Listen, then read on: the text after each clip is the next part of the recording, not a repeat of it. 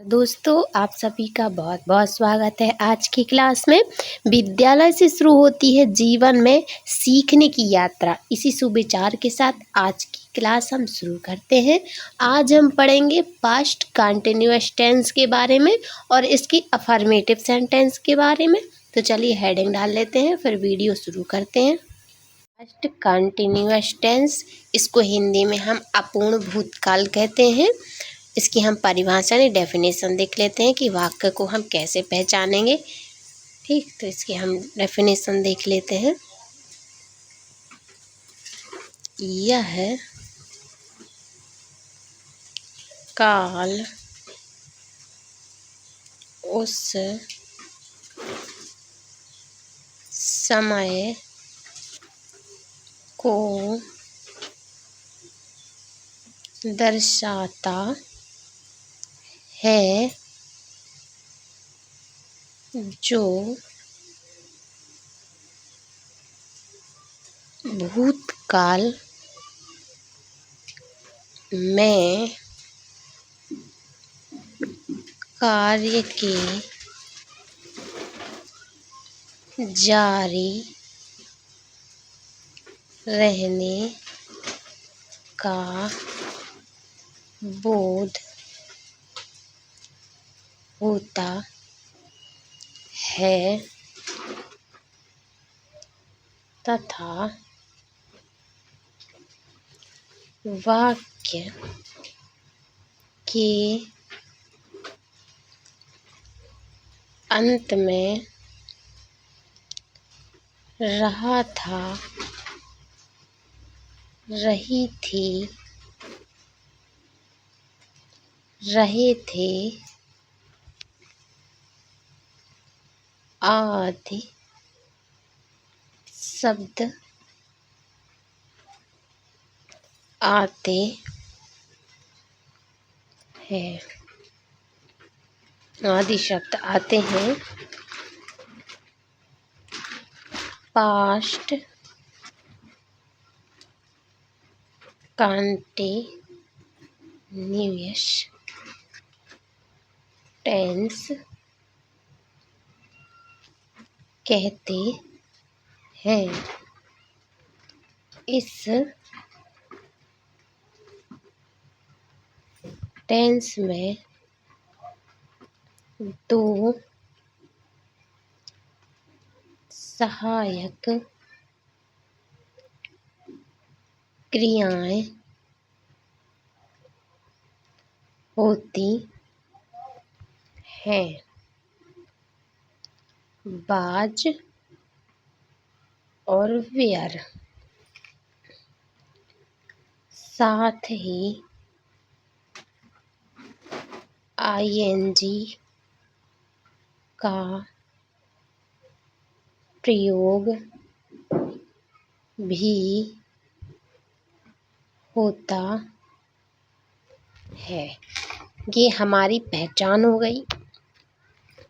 यह काल उस समय को दर्शाता है, उस समय को दर्शाता है जो भूतकाल में कार्य के जारी रहने का बोध हो। ठीक, तथा वाक्य के अंत में रहा था, रही थी, रहे थे आदि शब्द आते हैं। पास्ट कंटिन्यूअस टेंस कहते हैं। इस टेंस में दो सहायक क्रिया हैं, बाज और वेयर। इसको बाज और वेयर भी पढ़ते हैं या वर भी पढ़ सकते हैं, बाज और वर। साथ ही आईएनजी का भी प्रयोग किया जाता है। आईएनजी का प्रयोग कहाँ किया जाता है वो हम नियम में बताएंगे। तो चलिए हम इसके नियम देख लेते हैं कि नियम कौन कौन से हैं।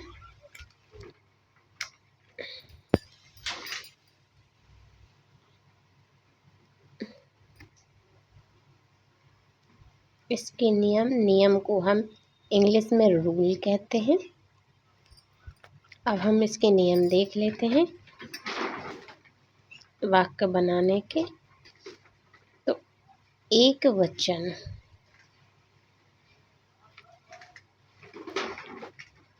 कर्ता के साथ बाज का प्रयोग करते हैं। दूसरा नियम है बहुवचन कर्ता के साथ वेयर का प्रयोग करते हैं। 3rd नंबर का नियम है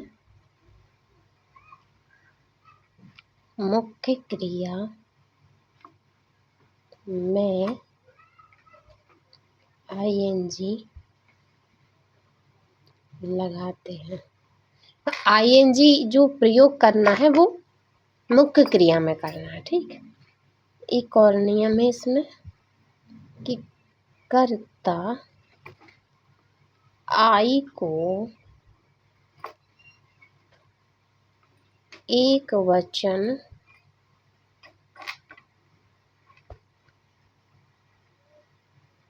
लिखा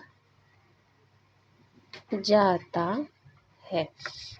पिछले जो हमने टेंस पढ़े हैं कुछ, उन टेंसों में जो कर्ता आई है इसको हम बहुवचन में लिखते थे, लेकिन इस टेंस में हम कर्ता आई को एक वचन में लिखेंगे। एक वचन में लिखेंगे तो आई के साथ हम वाच सहायक क्रिया जो हमारी है वो हम हेल्पिंग वर्ब बाज लगाएंगे, वेयर नहीं लगाएंगे क्योंकि इसको हम एक वचन में लिखेंगे, ठीक। तो आई के साथ वाज का प्रयोग करेंगे।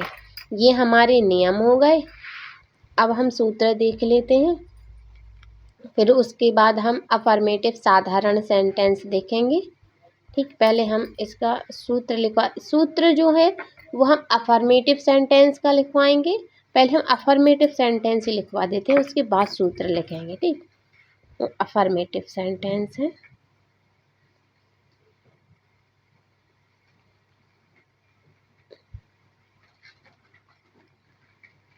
अफर्मेटिव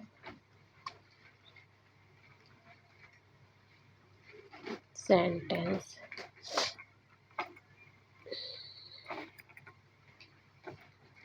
इसको हम सकारात्मक वाक्य कहते हैं हिंदी में।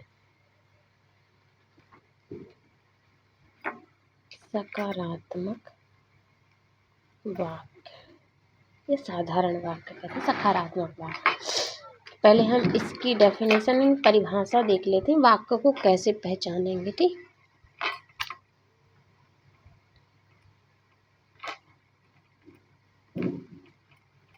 जिन वाक्यों में कर्ता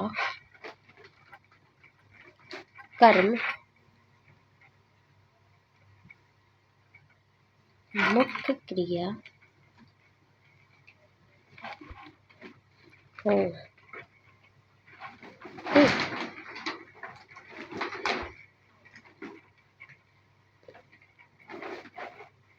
अफर्मेटिव सेंटेंस कहते हैं। अब हम इसका सूत्र लिखवा देते हैं कि अफर्मेटिव सेंटेंस को हम कैसे बनाएंगे, ठीक। पहले सूत्र,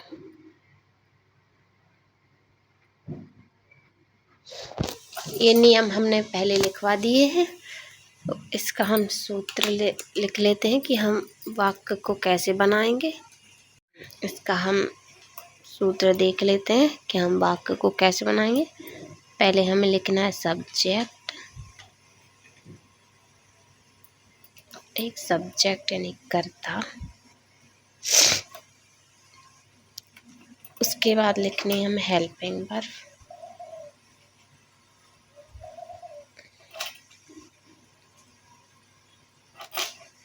यानी सहायक क्रिया।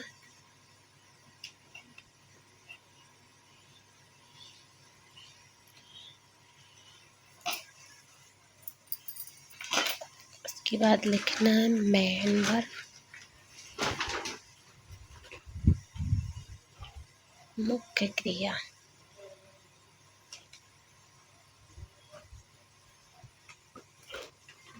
मुख्य क्रिया में आईएनजी। इसके बाद ऑब्जेक्ट,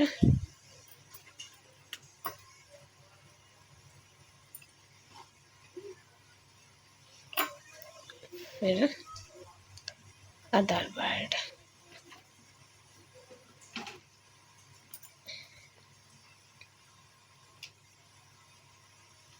अन्य शब्द। ठीक, ये हमारा सूत्र हो गया। इस तरह से हम वाक्य बनाएंगे। अब हम एक उदाहरण देख लेते हैं ताकि हमें सेंटेंस समझ में आए।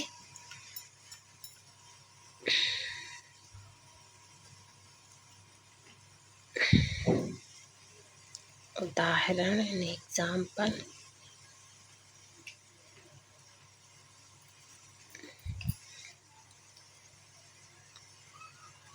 मैं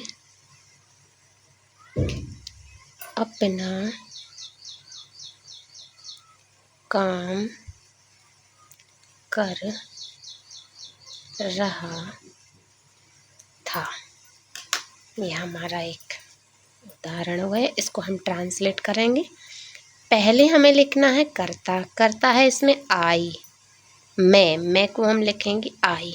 अब नियम में हमने लिखवाया है कि आई को हम एक वचन में लिखेंगे, तो एक वचन के साथ लगेगा बाज, तो हम यहाँ लिखेंगे बाज। ठीक, हेल्पिंग वर्ब। अब लिखना है मुख्य क्रिया। मुख्य क्रिया है काम करना, ये करना, तो हम लिखेंगे डू। मुख्य क्रिया में ING तो होगा डूइंग। अपना काम माई वर्क। अपना काम माई वर्क, ऑब्जेक्ट है हमारा अपना काम। ये ट्रांसलेशन हो गया। वीडियो पसंद आई हो तो वीडियो को लाइक ज़रूर कीजिएगा। हमारे चैनल को जल्दी से सब्सक्राइब कीजिए ताकि हर वीडियो आप तक आसानी से पहुँचे। वीडियो कैसी लगती है कमेंट में ज़रूर बताइएगा। वीडियो पूरा देखने के लिए थैंक यू।